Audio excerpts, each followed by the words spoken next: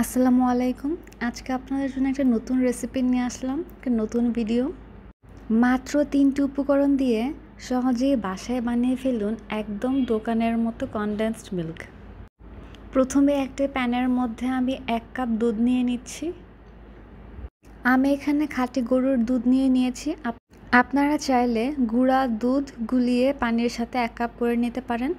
সাথে অ্যাড করে দিচ্ছি 1/2 কাপ চিনি। চুলার আঁচ একদম লোতে রেখে ভালোভাবে মিশিয়ে নিতে হবে।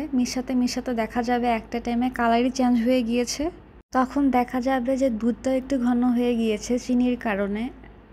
এখানে আমি 1/2 কাপের মতো দুধ নিয়ে নিয়েছি এবং অ্যাড করে দিচ্ছি কর্নফ্লাওয়ার।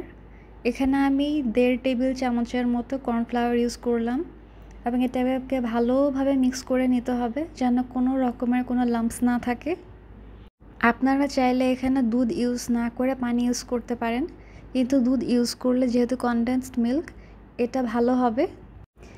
এই মিশ্রণটা ভালোভাবে মিক্স হয়ে যাওয়ার পর আমরা এই মিশ্রণটা দিয়ে দিব এই চিনি আর দুধের মধ্যে, যেটা আমরা আগে থেকে প্রিপেয়ার করে রেখেছিলাম। কর্নফ্লাওয়ারের মিশ্রণটা দেওয়ার পর কোনোভাবেই চামচ সরানো যাবে না, অনবরত নাড়তে থাকতে হবে এবং চুলার আঁচ অবশ্যই একদম লোতে থাকতে হবে। একটা সময় এসে দেখা যাবে এটা একদম ঠিক হয়ে গিয়েছে। ঘনত্ব অনুযায়ী দেখে নামিয়ে ফেলতে হবে। এই কনডেন্সড মিল্ক দিয়ে আপনারা যে কোনো খাবার তৈরি করতে পারেন।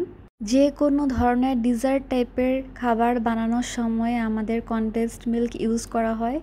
এটা কিন্তু সহজেই বাসায় বানিয়ে ফেলা যায়।